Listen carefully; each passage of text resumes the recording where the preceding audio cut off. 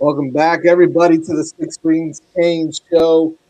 Joined live by Danny Gillette, Vish, and honestly, like this is the highlight of my week so far. To be quite honest with you, we're so happy, so proud, and so excited to have the return. I'm gonna call it the return. That's how I tweeted it out too. The return of Larry Blustein back on the show, back here on the Six Rings Canes. Uh, Honestly, like I'm almost at a loss for words, Larry. Thank you so much for coming back on the show. And we're so happy and so blessed to have you back with us, man.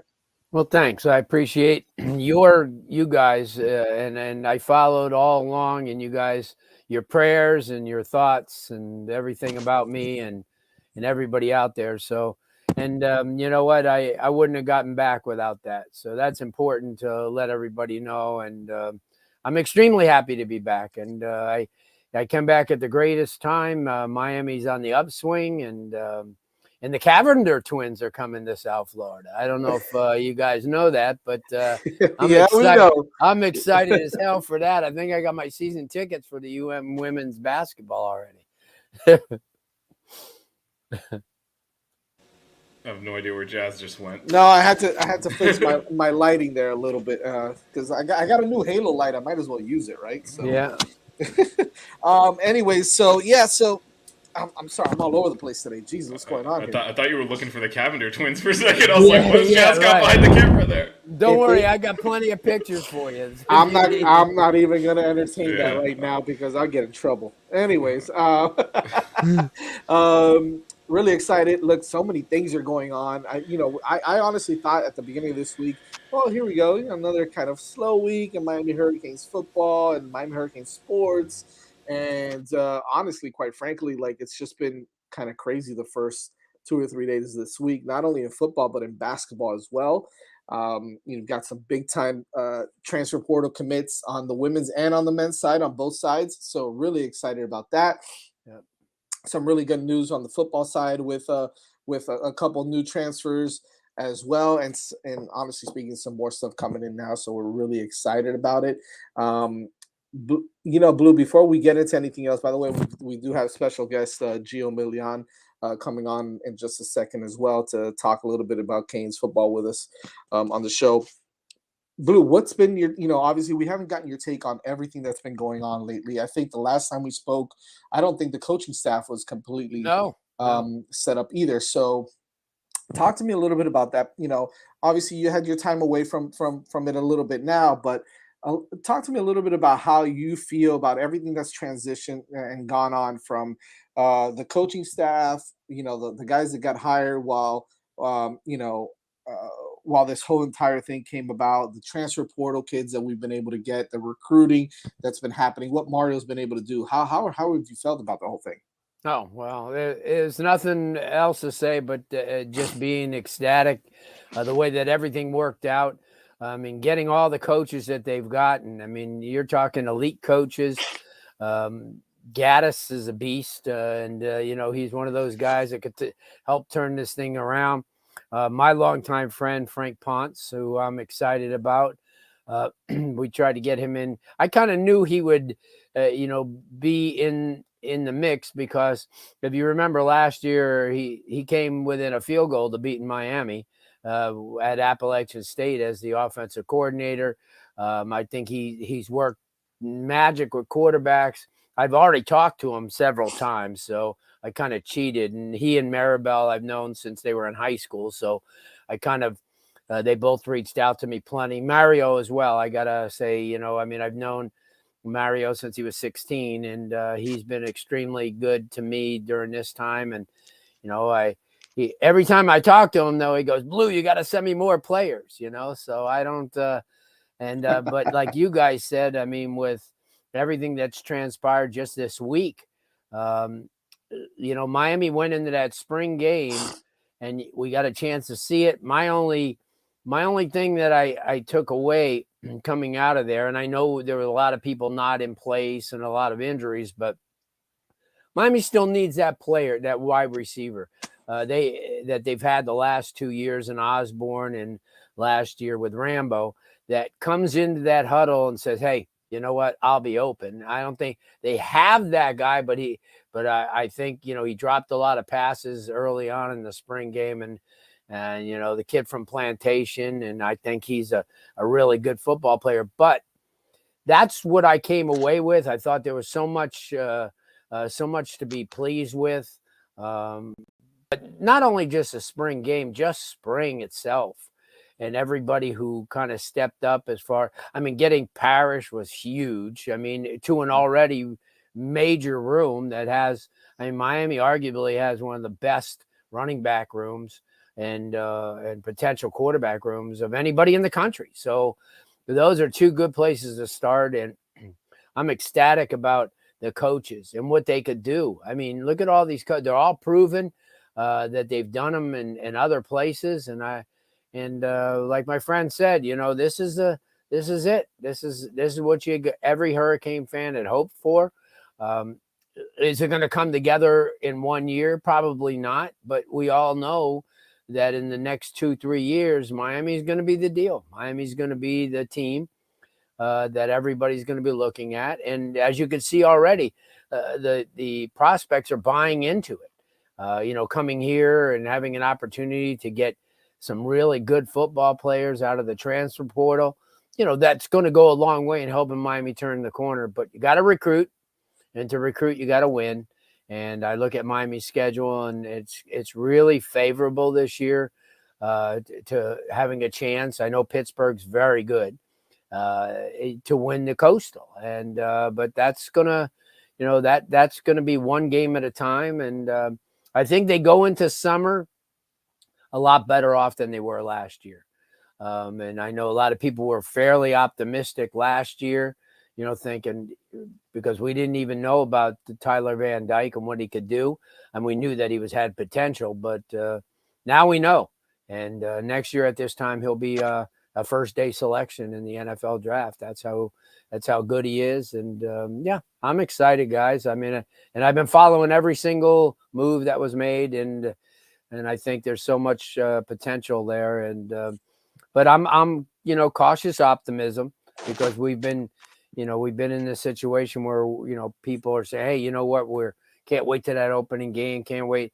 And Miami didn't, you know, come through the way that we thought. But I think this is a whole different regime just by the coaching staff alone. And talking to a lot of the players, I've had an opportunity to talk to a couple of, you know, Xavier Restrepo, who says it's night and day to where it was last year. And that's a guy who I think has the potential to catch 70 balls and really help this team. So if that's him saying that, I think that Miami really is looking up. Absolutely. And that's actually some of the stuff, Blue, you touched on. I think our next guest, you know, can certainly expand on some of that. So my pleasure to bring on Geo Milian, who's a recruiting expert. You talked about some of the talent. I think in the spring game we saw there's talent, but there's some upgrades still needed. We still need to do, you know, upgrade the talent level. So Geo, welcome to the show. Welcome to Six Ring Cane. And yeah, thanks for joining us. Hey everyone, how you guys doing? Good, Gio. Good, man. Good. Thanks for. Good. Go ahead. I'm sorry. I'm in the car. Excuse me. I'm in the car right now, but I was just coming from a high school spring practice. Awesome. Well, I mean, listen, that's what you do, man. I mean, you're you know, obviously definitely one of the top guys down here in South Florida. You know, you've been with a couple of different places and done some really amazing work. So, you know, we definitely wanted to bring you on. We truly appreciate you coming on. You know, there's been, you know, I was talking to Vish earlier. Well, I was thinking it in my mind. I don't think I even got to tell him, but I was like, you know, this is going to be a kind of a slow week, maybe. You know, after the spring game, there's not much going on, you know, transfer portal news here and there, but like all of us, and this was like Sunday night, Monday, I was thinking about this and I said, hold on a second. All of a sudden everything just popped off, right? The Cameron twins, Nigel Pack, Norchad, and then you've got Daryl Jackson, you've got, you know, all these things, Caleb Johnson, and the list goes on and on and on. And obviously, you know, there's a lot of different factors going on with this. You've been able to really break some of these big time prospects and some of these big names that have committed. Talk to me about how this whole process has been for you. You know, getting to understand how all the NIL deals are working, how these transfer portal kids are making their decisions. Talk to me a little bit about the process, how it's been for you, and how excited you are for everything that's going on with Miami Hurricanes football. I mean, it's a very exciting time.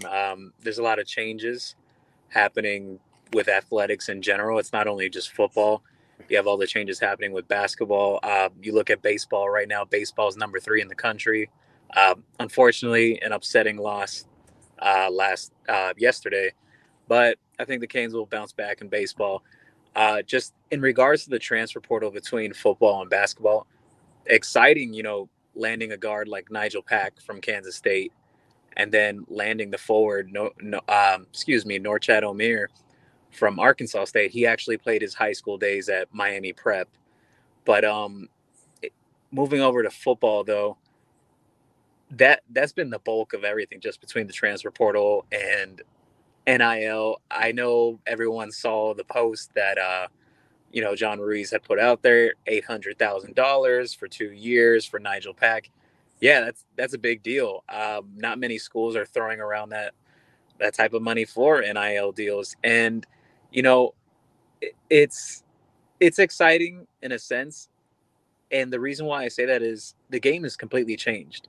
Even though we could all be honest and frank here, money was involved in college football, just Always has been. under the table. Absolutely.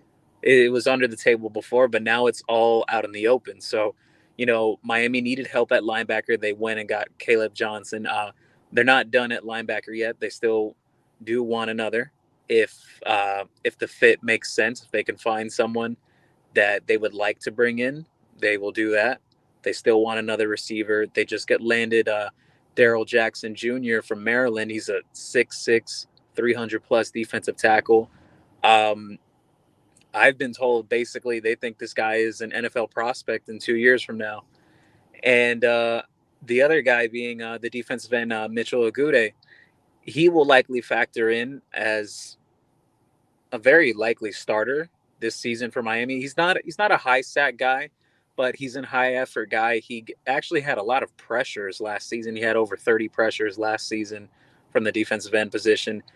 He actually racks up a lot of tackles for his position. I'm not the type of guy that really looks into statistics too much, but you put on the tape, that's one of the biggest things that stands out, and that's something that Miami needs.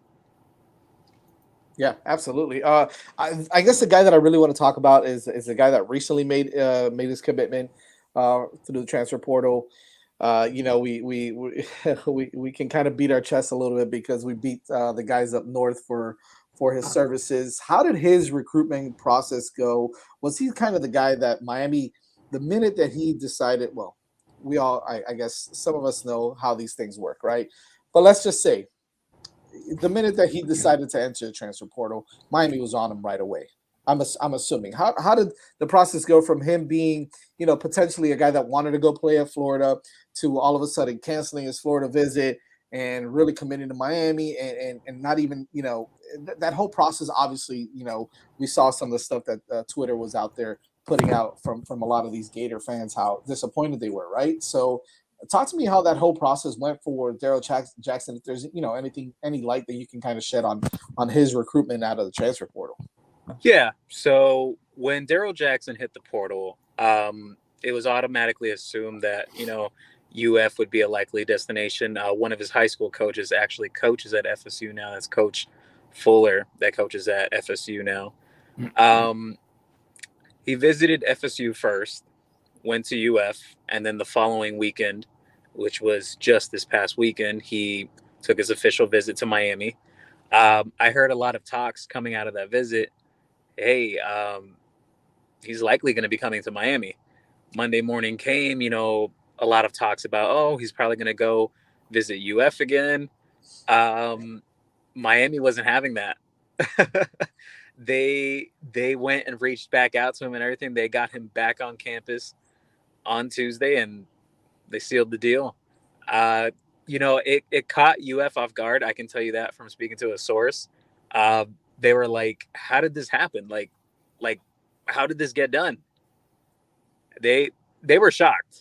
They were totally expecting him to visit UF again over the weekend. this coming weekend, but that didn't happen. He committed.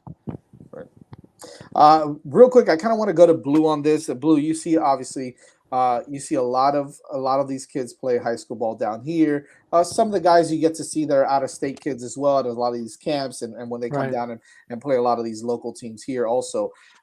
Any light that you can kind of shed on any of these players, specifically a guy like Daryl Jackson that you know, obviously we saw a little bit in Maryland and whatnot, but who's a guy that can come in, and right now I know that there's a lot of question marks on the defensive tackle side of the, with it being Leonard Taylor and then just some couple of guys that could possibly play Liechtenstein, Moultrie, and some of the other guys. There's also talks that some of these guys are going to be moving on and entering the transfer portal as well. So how does a guy like that, Daryl Jackson, kind of fit into this program here with the Canes, with Salavea and all the coaches down here?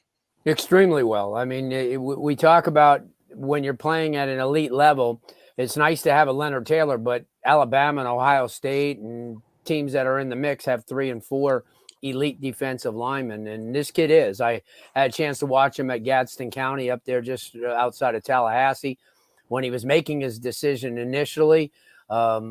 Everybody thought Florida State at the time, but then Florida State was going through some changes. This is a kid that comes in and, as Geo said, he's an immediate fit. I mean, he's a guy that he's a playmaker, strong, quick. I think he's one of those guys that I think that Miami getting him kind of shows where Miami's at as far as, because this kid's big time. I mean, this is a big time kid that could have gone to a lot of places, and to come to Miami and having the belief in this program and where they're headed, I think that's big. Like I said, had a chance to watch him and a number of the other kids at camps. I went to a lot of the national camps and saw both of the kids from UCLA. Thought they were really good at the time. Never thought that we'd be talking about them being in Coral Gables. But I just having an opportunity to see quite a few kids, a kid from West Virginia as well, who was at Clearwater Academy, a kid from Ottawa, Canada. And I remember when he was coming out of high school, he was a 6'1", 190-pound linebacker. So people were looking at him in a different way. Now he's 6'4" and 250. So, that's what happens. The maturity, you get maturity put on you, you grow, and you're talented at the beginning, but once you get all the measurables underneath your belt, then you become an asset. So, yeah, I'm extremely – and the kid Liechtenstein, the only reason why he left here and wasn't pursued a lot is he really wasn't a great football player at Cypress Bay. He was okay. He wasn't great. He just had the ability to want to get in the weight room, get bigger and stronger. He had all the intangibles, but by him going to SC and learning a little bit, much the way that Nick Benito did when he transferred out of university school to St. Thomas to go with Jason Taylor, who taught him a few things. This is what this kid did. And I think he comes here. I thought arguably he was one of the best players in the spring game. His pursuit is outstanding. I think he's just another piece in the puzzle. But as all of them, like Geo mentioned, you guys mentioned, if you get 4 and 5 of these transfers that are impact portal transfers, it changes the complexion of this team really quick.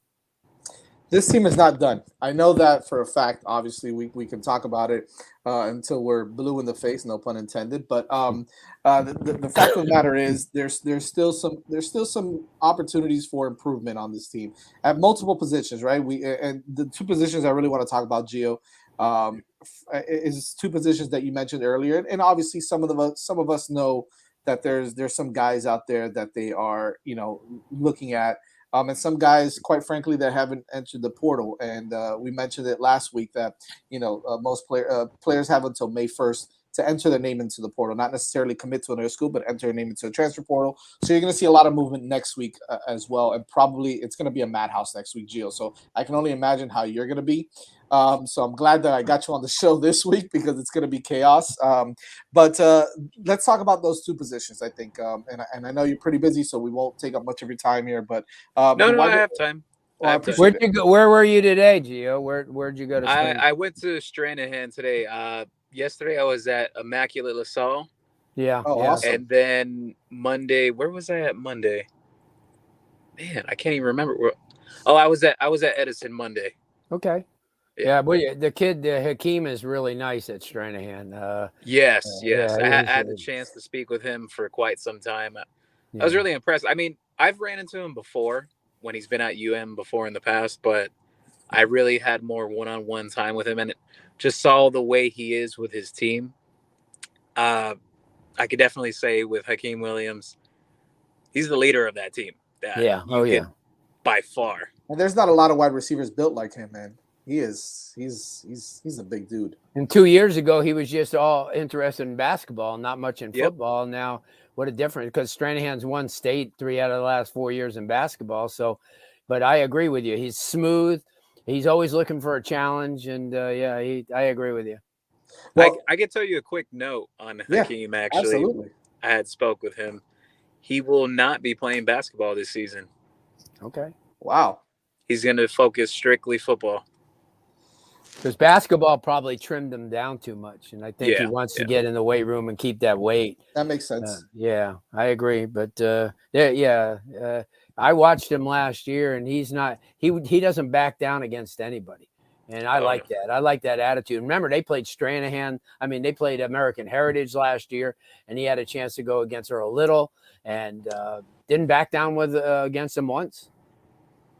That's well, okay. So before we even get to transfer portal wide receivers, what does it look like as far as our recruiting process with Hakeem? I know he's set to visit again, or he's here now. Talk to me a little about Hakeem Williams as far as how his recruitment is going, and is he the kind of guy that Miami is kind of leading for, and what's his recruiting look like? Yeah, so Miami's actually pushing for Hakeem. There were some reports that had surfaced some weeks back, just rumors. People were saying, "Oh, Miami's not recruiting Hakeem." That wasn't the case. He had rescheduled a visit that he was That's going right. to take over spring. That he had canceled that visit, but he came back towards the end of spring. Obviously, post spring, came to visit on campus. He told me today. I was asking him, "What was it like?" Just meeting Josh Gaddis for the first time, and he was really impressed. He basically told me he was kind of blown away with the amount of guys that Gaddis has coached just from his time at Alabama and Michigan. He was really fascinated by that. He said that he sees that tide turning at Miami right now because a lot of people don't know this, and maybe some do. Hakeem's visited Miami a lot. Yeah. Over the course of the past year and a half, he's been on campus a lot. So Right. for him, it's not like a pressing need for him to have to visit campus all the time. He knows what is at Miami. Obviously, now it's meeting the entire new staff, all the changes that are happening to the facilities, the IPF, the weight room, all that good stuff. But speaking with him, it's Miami, Ohio State, Alabama, UF, FSU, Georgia's in there. Texas A&M's trying to get involved as well.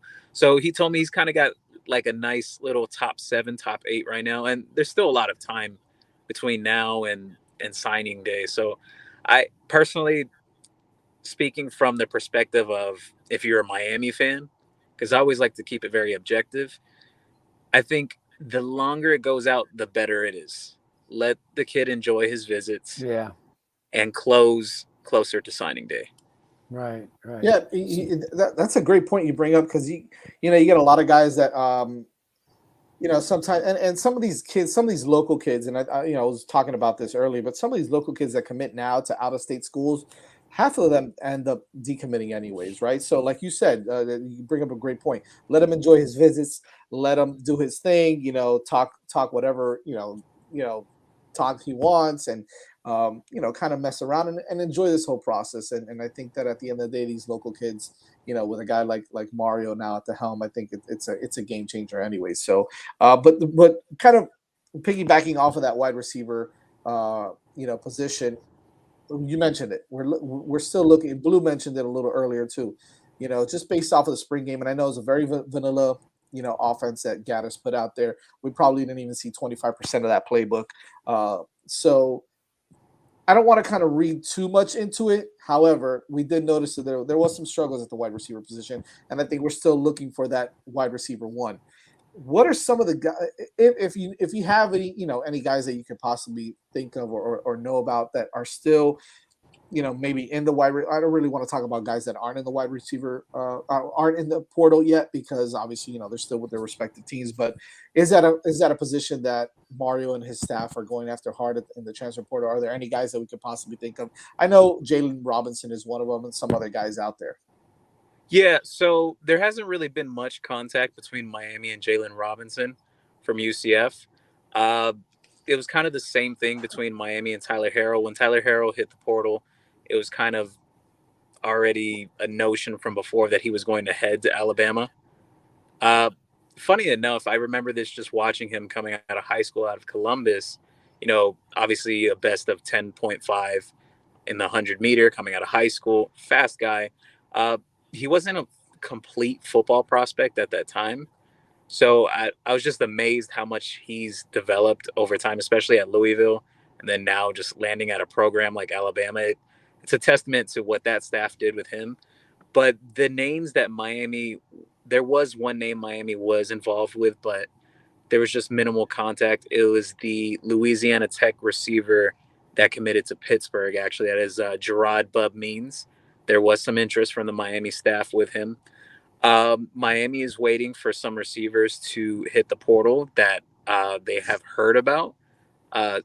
Potentially, some of those are big names. Obviously, can't say that out loud in public, but there could be some big names, and some of these are actually Sunshine State natives as well.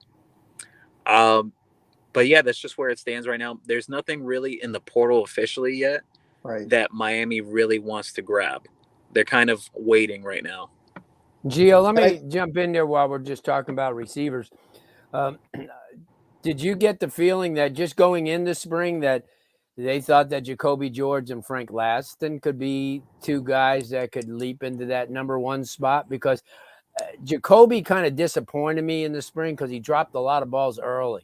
I know he caught the touchdown, but I thought maybe him and Frank would be guys that, just in case they didn't get, like you're saying, the guys out of the portal that they need, they've got to go into the season with that guy that, as we said before, Osborne 2 years ago, Rambo last year, that is capable of stretching the field and putting the ball into the end zone. So, good question that you had there, Larry. I wasn't exactly surprised by what happened with Frank Ladson in the spring, just because I was there from spring practice 1 all the way to the end. Right. Spoke with local coaches that watched the scrimmages that were closed to the media. Basically, I had the gist of everything that was going on, even when I wasn't there. I was surprised by what happened with Jacoby in the spring game because that wasn't what I saw throughout spring. He was Miami's most dominant playmaker as a receiver. I mean, Xavier Restrepo was more consistent through spring, but the big plays were coming from Jacoby every single day in practice. So I was caught off guard with that in the spring game, hoping that's more of just a one-off type of thing, because he really seemed to had emerged as that wide receiver one, that de facto guy, the big playmaker in that room. With Frank Ladson, though, I wasn't extremely high on him coming out of high school. I was hoping that he would develop more during his time at Clemson. There's times where, and this is not to put him down, because I think just from a physical aspect, compared to the other receivers in that room, Miami doesn't have anyone like Frank Ladson. Deceptive speed, he could really get by people.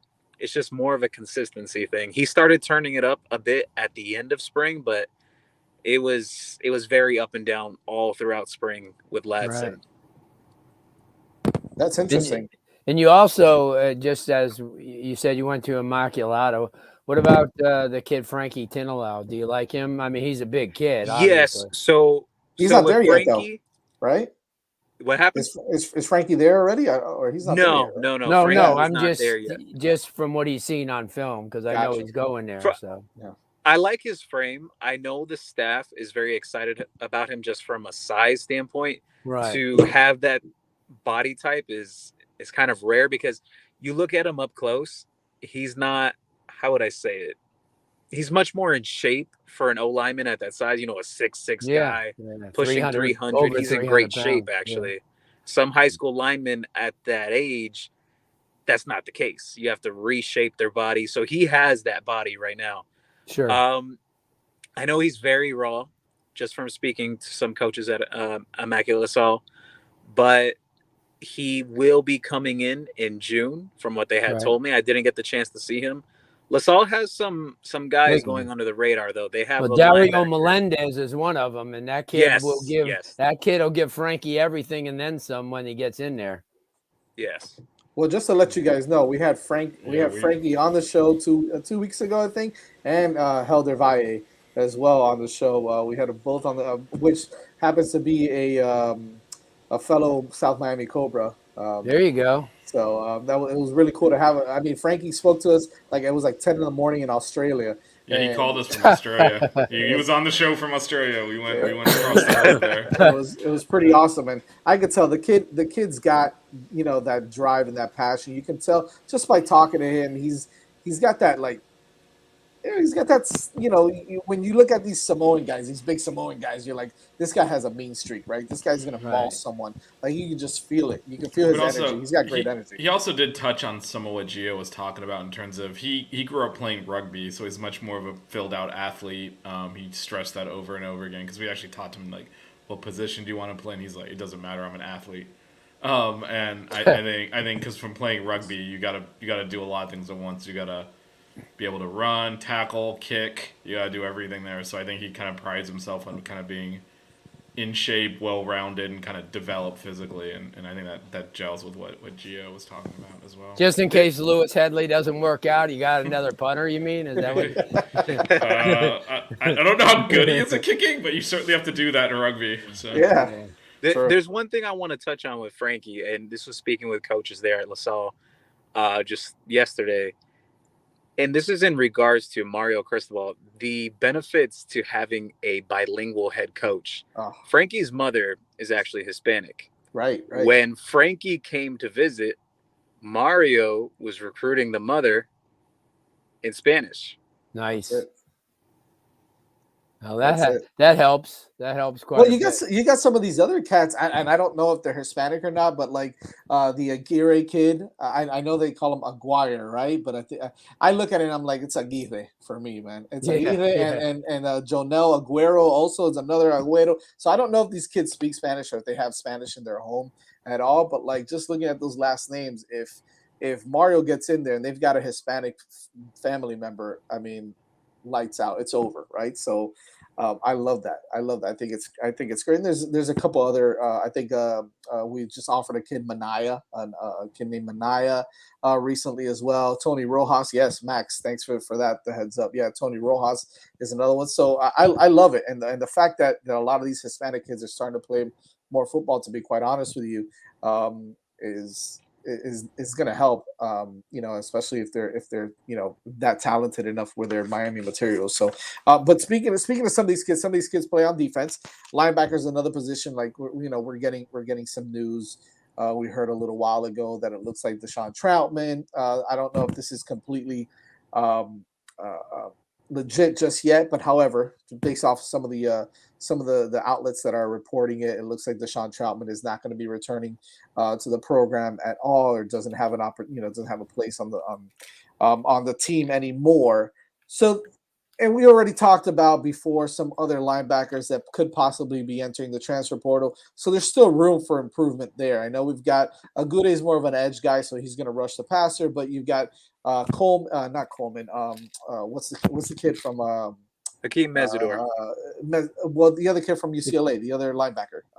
Caleb Johnson. Yeah. Caleb Johnson. Yeah. Caleb Johnson. So I know we got him, who he is obviously a linebacker.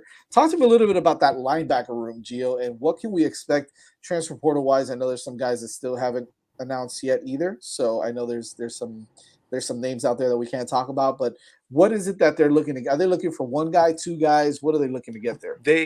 So to sum it all up, to make it easier, Miami wants a receiver. They want an offensive tackle. They want an edge. They're zeroing in on DJ Coleman. I can mention what's going on with DJ Coleman. There's an issue of his credits transferring over from Jacksonville State to Miami. Miami is working through that with him to try to get him in. And they're looking for a linebacker. That's where they're trying to finish off right now. I had mentioned in a podcast some weeks back, Miami wanted to bring in 8 more guys through the portal. 4 of those spots have been filled up already. That was Jonathan Dennis, Akeem Mesidor, Caleb Johnson, and then now Daryl Jackson Jr. Just yesterday. So Miami wants 4 more. That's their kind of sweet spot they're looking at right now. But yeah, wide receiver, defensive end, offensive tackle, linebacker. But at linebacker, though, the name to watch for right now, this is really a deadlock race between Miami and USC. That is for the Arizona State freshman All-American linebacker, Eric Gentry. He's actually freak of nature as a linebacker. You don't see many linebackers really right there in the front 7 at 6'6", 220. And he is very capable of playing in a 4-3 system as an outside linebacker. I know that sounds crazy, but he is if you watch the tape. Yep. I saw him in Vegas when they played in the Bowl. So I went to UNLV and I went over to watch them practice over there. Yeah, different level kid, definitely. DJ, I know you got something to say really quick. Yeah. I was just going to say, in terms of the transfer portal, when you look at the UCLA additions, and you just mentioned possibly a player from Arizona, it's interesting because Mario probably has some familiarity with these guys dating back to his days at Oregon, and we've seen kind of this coaching staff try to get players to the program that they already have some familiarity with, and it seems like they're kind of continuing that trend as they go through the transfer portal. Yeah, good point. Good point, definitely. You're right on point. Gio, let them know. Let people know where they can find your work, where they can catch you on social media. And all that. So I'll announce it on here because some people have been getting whiff about it. I'm actually moving to Sports Illustrated. That's the reason why I left Orange Bowl Boys, but yes, I will be having a website that's dropping. Congratulations. Yes. Nice. I have premium content as well. I have a Discord board that's private, but a lot of info goes on in there, just things I don't even put out publicly, but a lot of the happenings going on just around basketball, recruiting, football, what's going on with the team. A lot of good stuff in there. But for anyone wondering where you can find me at, you can find me at Geo Milian. That is M as in Mary, ILIAN, N as in Nancy. Geo Milian, GEO. Make sure you guys check them out, everybody. Gio, thank you so much, man, for your time. We truly appreciate it. Always welcome on the show whenever you want, man. Definitely. Thank you, guys. Thank you, Vish. Thank you, Jazz. Thank you, DJ. No, thanks, Gio. Larry, nice seeing you again, man. You too, Gio. Thanks so much, man. Doing great. Definitely. Doing a great job, man. Doing a great job. You guys take care. Have a good one. You too. You too. Awesome, man. Thanks, Gio, for coming on the show for a little bit. We heard. That's why I didn't want to mention where he was, because I know he had moved around a little bit. He was with Orange Bowl Boys, Kane Space, and so really cool. Hey, congratulations to him. Sports Illustrated. That's the objective. That's the objective. Absolutely, and he's one of those guys that does things the right way, man. And so happy for him. And we're look at that smirk, Vish. You just need to stop. Instigators. Vish is the instigator of the group, by the way, Larry.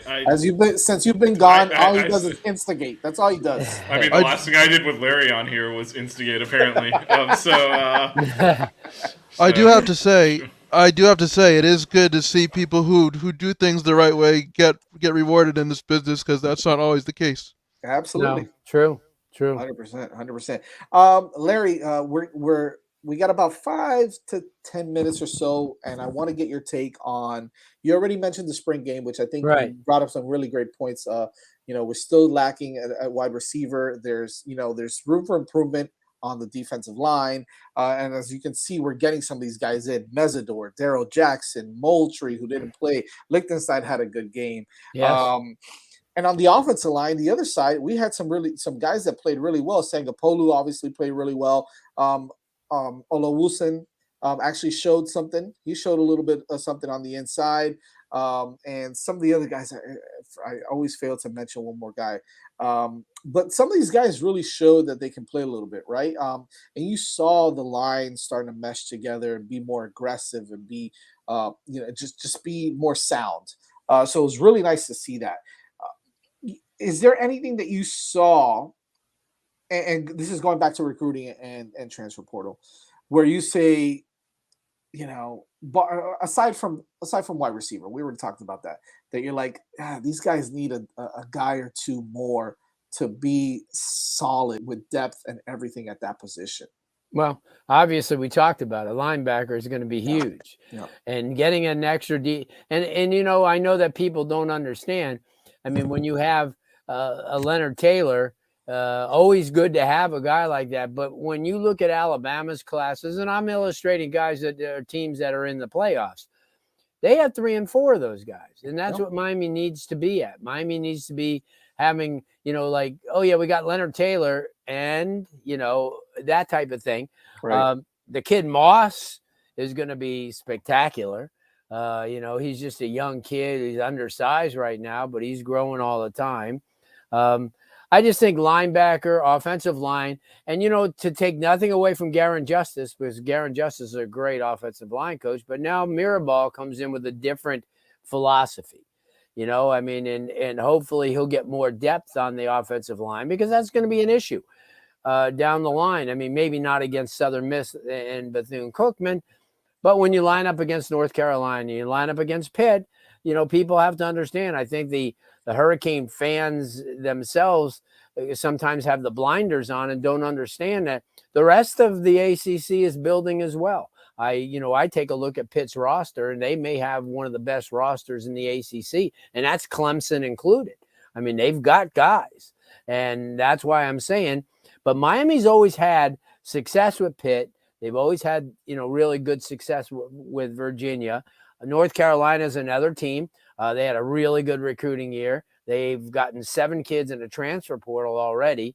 So these are the things. You have to keep up with the Joneses. And at the same time, you have to build within. I think Mario Cristobal is the type of guy who really doesn't look away from the University of Miami. He looks at what he's doing and his successes, because if he did that when he was in the Pac-12, he'd drive himself crazy, because you had programs that were really, like Geo was mentioning, like Arizona State.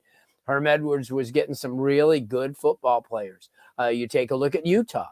I mean, they had some really good football players. So, and then Oregon's performance in the bowl game wasn't exactly stellar. So the one thing that we have to understand is that Miami needs to win. That's the whole thing. We were talking about that today. I was on another, a radio program, and that's the one thing that cures all, especially because of this schedule kind of plays into Miami's favor with the home games, with the way they open up at home, not with Alabama this time around, and because I think those opening games, unless you've reached that pinnacle of a top 5-6 team, they're really not very beneficial to your program. It's nice to say you're playing Alabama or Ohio State, but in reality, it hurts you more than it helps you. And I think the way Miami's starting out this year, it's going to give them momentum. They're going to, before they play their tough games, they're going to have an idea of who's stepping up and who's not. And I think that the combination, remember, you could get all these portal kids, but unless they have the chemistry with the rest of the team, it's almost like a wasted deal. So they have to be able to fit in. There's not going to be a lot of happy running backs, because you have some marquee guys and they all want the ball. I mean, you remember Knighton's still on this team, and he's really, really good. But at the same time, Parrish is the same type of back. Remember, they were 2 of the best, coming out of high school, and the same thing with Chaney. I mean, Chaney's a hard runner. He's a very athletic kid. So, and then I think quarterback wise, you're going to be set, because what I got a chance to see, I saw Ja'Cory Brown last year, 2 years ago, and he ripped Northwestern a new one. I mean, they beat the Christmas out of them when they went up to Valdosta to play them. and Lowndes County. And from what I've heard from some of the coaches, what Frank Ponce tells me, that this is a heady kid. This is he's already made the honor roll in his first semester in college. So not terrible. He's a big kid. So, and then you have obviously a room full of really talented guys. So that's the only way you're going to win, because if you look, everyone always said, well, Alabama just had 9 guys drafted in the first round. How can they have all those marquee Leatherwoods and Evan Neals coming in? And that's how you do it. You have to, and these kids have to buy into your system. They can't be individual players and say, well, you know what, if I'm not going to play, I'm out of here. I'm going to go in the transfer. You can't do that. You can't build a successful program with kids bailing just because they're not getting, the spotlight right now. Because as we know, a couple of years ago, I mean, you're one snap away from a 3rd or 4th team quarterback playing a significant role. So that's why they call it a team. And I think that's what Mario Cristobal and this staff is trying to build and recruit to, is becoming a team and not just a program for the year. And there's a lot of them. If Miami wins 11 games this next year, they got to follow that up in the next year and do the same or get better. Or it's just, it's the same old stuff. And I think they're looking for consistency. And if you notice that every time that Mario Cristobal does an interview, he always says, you know what, we're nowhere near where we need to be. And he's obviously not protecting himself and guarding against anything. He's telling the truth. They're really not where they need to be that elite team. But, you can almost guarantee with the portal, with the recruiting, that they will be. Absolutely. Great stuff from you there, Larry. And one last thought. Bless you, Vish. Hey, I was on mute, man. I did it professionally. I know. One last thought. We only have about 2 minutes anyways. The NIL stuff. How do you feel, and if you give it to me in a couple minutes, how do you feel the NIL has just helped Miami with regards to the transfer portal and recruiting? You want me to answer that? Or absolutely. Oh, okay. Yeah. Well, you know what? I mean, not just in football, but you're getting the Cavender twins who come in here with 4.6 million viewers. So, and I think that they have a few bucks in their hand, but it's really helped. It has to, because of the fact that Miami's getting an opportunity now to be competitive with everybody else. And, there's a lot of supporters down here willing to give these kids an opportunity to make a few bucks. And I think it's helped Miami dramatically moving forward. I think it's going to even help them more. Everybody has to take advantage and play on the strengths. And Miami's got a really good fan base and alumni base. They're a prestigious school. And you got to always remember, Miami's a private school. I mean, people I know always want to compare them to FSU and Florida and such, but remember, they're state-supported schools with 50,000 kids, where Miami's got 14,000 undergraduates. So Miami's got to bust their hump to get what they have, and I think they've got an opportunity to do some really good things with that NIL. I think it's very important for them. I'll answer this here before we get going. Have we, Fernie writes, have we talked about the lack of Hurricanes going into the portal like we all expected? Look, you bring up a great point, Fern. I think that we still expect them to start entering the portal. Again, they have until May 1st to do it, and I think you're going to start seeing that a little bit more and more. The problem is nobody wants to be first, so you're probably going to see 4 or 5 kids do it all at one time. And it will happen. There is going to be turnover. It's going to happen. There's going to be names under there that are going to be surprising. There's going to be names under there you're going to be like, oh my gosh, I can't believe he decided to go. And then there's going to be names on there that you expected as well. So again, you got until May 1st. You're going to see some movement here. It's later than we expected, but I still think it's going to happen. So stay tuned for that, because there's still some spots that we need to fill as well. And Jazz touched on this earlier. Like, technically, you're supposed to enter the portal, then then find a school. This is happening behind the scenes. So some of these kids got to make sure they got everything lined up before they enter the portal. You don't want to go into the portal and have nowhere to go. Exactly. So a One lot of these billion things. percent, Vish. 1 billion%. Because right now that portal, there's so much in there, and not a lot's coming out. So it needs to be flushed. Well, here's And the number. Here's the I number for you 100% guys. agree with you. Have a plan before you make a hasty decision and throw something away, because right now they all have scholarships. And if Miami's willing to keep them, then that's something that they've got to really figure in. That's a big time point, and I hope everybody listens to that. Well, here's the number that I'm going to throw at you guys before we end. 54%. That's the number of kids that have entered the transfer portal that have signed new scholarships, that have new scholarships are committed to another team. That means 46% of the players that have entered the transfer portal are still looking for a school. Sure. Like you said, you got to make sure you know what you're doing before you do it. We mentioned Norchad Omir earlier. Yeah, we're all excited about him because he brings size, he brings length. 6'7". He's not a huge guy, but he's a guy that can play inside and out, and he's a great free throw shooter. And we know how much we need free throw shooting. Yeah. Really quick, before we let everybody go, we want to thank our sponsor, which is Prize Picks. They didn't mention him earlier, but we will mention it now. Prize Picks is the official daily fantasy app of 5 Reasons Sports, the 5 Reasons Sports Network. Make sure you're using the code 5 FIVE when you log in. Prize Picks will match your initial deposit up to $100. Use the code again. Use the code 5 FIVE when you sign up. You don't even have to spend it all at once. Okay, you can play the NHL, the NBA playoffs. You can play a ton of different sports on there. Okay, so make sure you go on there and check it out.